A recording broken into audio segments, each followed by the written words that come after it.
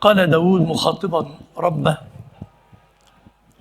يا ربي أي عبادك أحب إليك فأحبه بحبك. قال يا داود: أحب عبادي إلي تقي القلب نقي الكفين لا يأتي إلى أحد سوءا ولا يمشي بالنميمة تزول الجبال ولا يزول. أحبني وأحب من يحبني وحببني إلى عبادي. قال يا رب إنك لا تعلم أني أحبك وأحب من يحبك، فكيف أحببك إلى عبادك؟ قال ذكرهم بآلائي وبلائي ونقمائي. يا داود إنه ليس من عبد يعين مظلوما أو يمشي معه في مظلمته إلا أثبت قدميه يوم تزول الأقدام. الحديث طويل شوية وهنتكلم فيه النهاردة وبكرة ويمكن بعد بكرة، لأنه الكلام فيه مهم جدا، والحقيقة هو خطة عمل، خطة حياة تنقصنا كثيرا اليوم. الحوار إن سيدنا داود، مين سيدنا داود؟ سيدنا داود اللي ربنا سخر الرياح تسير بأمره. سيدنا داود اللي ربنا ألان له الحديد. شفت الحديد بيدقوه ازاي وبيعملوا ايه؟ هو سيدنا داود كان يمسك الحديد يشكله بإيده ويعمل منه صنعة لبوس اللي هو تحصنكم.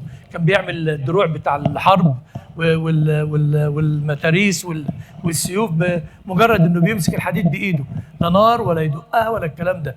سيدنا داود اللي ربنا آتاه مزامير داود، حتى أنه إذا كان يقرأ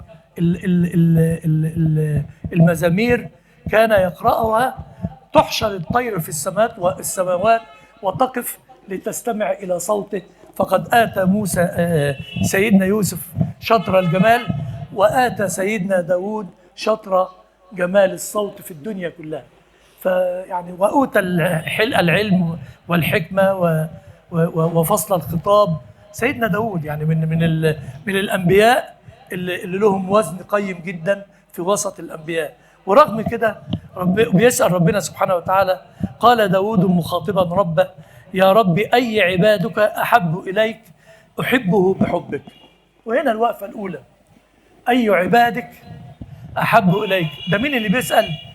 اللي مقامه كده عند ربنا، هو مش مشغول بمقامه عند ربنا، بيدور إزاي يصل إلى حب الله.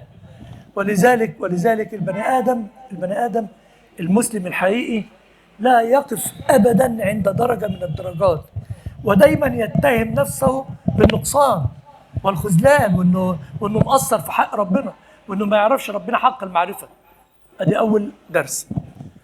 أي عبادك أحب إليك أحبه بحبك. تذكرت حديث سيدنا رسول الله صلى الله عليه وسلم الذي يقول فيما يرويه سبحانه وتعالى، يرويه صلى الله عليه وسلم، أو كما قال: لن يؤمن أحدكم حتى يكون هواه تبعا لما جئت به. خلي بالك، ما قالش يسلم، لن يؤمن أحدكم حتى يكون هواه تبعا لما جئت به. يعني إيه؟ يعني لا يجد صعوبة في اتباع سنة سيدنا رسول الله، لا يجد معاناة في اتباع منهج الله. بالعكس، ده هو لو خرج عن منهج الله يتعب، يحس انه غلط، يحس ان حياته كلها مكركبة. اما انه بيمشي في طاعة الله وطاعة رسول الله صلى الله عليه وسلم ويجد في ذلك ايه؟ لذة وحلاوة. نفس الحكاية هنا. سيدنا داود بيسأل ربنا: أي عبادك أحب إليك فأحبه. بيدور إزاي يحب ربنا سبحانه وتعالى. طب يحبه إزاي؟ يشوف ربنا بيحب مين فيحبه عشان يوصله لحب الله. تعالوا بقى نشوف الإيه؟ من هو الذي ينال حب الله سبحانه وتعالى؟ قال يا داود: أحب عبادي إلي تقي القلب نقي الكفين لا يأتي إلى أحد سوءا ولا يمشي بالنميمة. أربع خطوات، 4 أصناف من الأخلاق، 4 مناهج لو سرت فيهم في حياتك هتصل تلقائي إلى حب الله سبحانه وتعالى. ونتذكر حديث سيدنا رسول الله صلى الله عليه وسلم: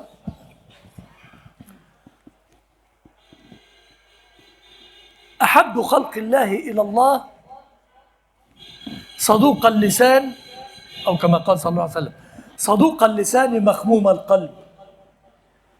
قلنا صدوق اللسان نعرفه يا رسول الله، فما مخموم القلب؟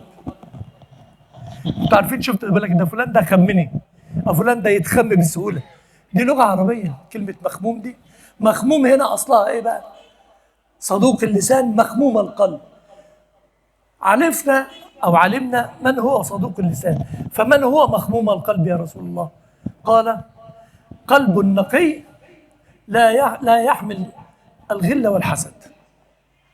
قلب نقي لا يحمل غلا لأحد ولا حسد. أدي المخموم، اللي هو مش شاغل نفسه بالناس، ملوش دعوة بالناس، مين كويس مين وحش، مين راح مين جه، ده ما بيجيش في سيرة حد، ما لسانه مش على طول شغال في سيرة الناس، هو مشغول بنفسه بس. ده اللي يقول لك المخموم ده، يقول لك الراجل ده راجل طيب. لما تقول عن واحد راجل طيب معناها ايه؟ يقول لك ده يا عم ده من بتوع ربنا، الناس بتوع ربنا. ايه الناس بتوع ربنا؟ ايه الطيب؟ ايه مخموم القلب؟ فهمنا بقى دي معناها ايه؟ عشان لما تشوف الناس دي تمسك في جلابيتها كده وتشوف هو رايح فين وامشي معاه. لازم هيوديك لطريق الله سبحانه وتعالى. 4 طرق اللي هو قالهم سيدنا، اللي ربنا سبحانه وتعالى بيعرفهم لسيدنا داود: تقي القلب، وطبعا التقوى كما قال الإمام علي هنا وأشار 3 مرات، وذكرنا ذلك. والتقوى لها معاني في القرآن كلام كتير فيها قوي. وقلنا قبل كده ان الواحد اتقوا النار ولو بشق تمره لحديث سيدنا رسول الله، واتقوا الخوف من الله، واتقوا غضب الله، واتقوا ابليس. التقوى لها معاني كتير اتكلمنا وهنتكلم فيها كتير طبعا. تقي القلب، نقي الكفين. نقي الكفين اللي هو معناها ايه؟ لا يأكل حراما ولا يستغل حاجة الناس.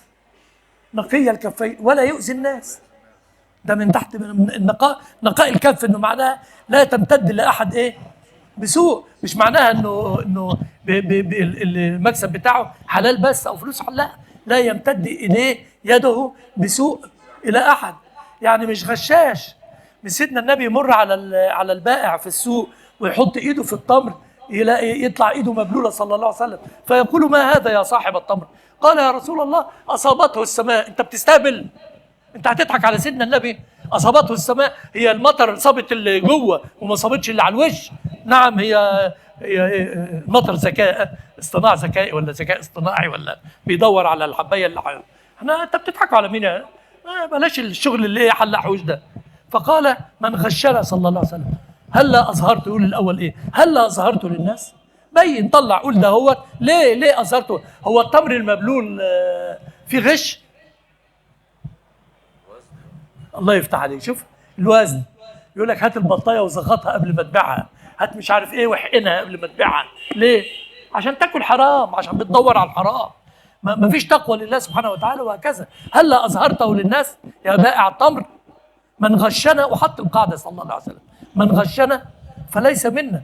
يبقى تقي القلب، نقي الكفين، لا ياتي الى احد سوءا، واتكلمنا فيها. ولا يمشي بالنميمه، تزول الجبال ولا يزول. هي الجبال ممكن تتهد؟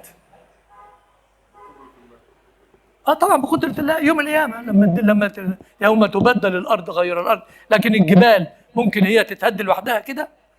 الجبال رواسي، ربنا وازن الأرض بالجبال. عايز يقول لك إن البني آدم اللي زي ده الدنيا كلها ممكن تتغير، إن ده مش هيتغير. الناس كلها ممكن تقلق، إنما ده ما يقلقش. الناس كلها تبقى خايفة من بكرة، ده مش خايف من بكرة. الناس كلها تبقى خايفة على عيالها، ده مش خايف على عياله. الناس كلها تحصل لها خايف من المرض يصيبه، ده مش خايف. قل لن يصيبنا إلا، تزول الجبال ولا يزول. هو ثابت لأنه مستند على مين؟ اللهم اجعلنا ممن استند إليك وعليك. اللهم تقبل منا صلاتنا وقيامنا.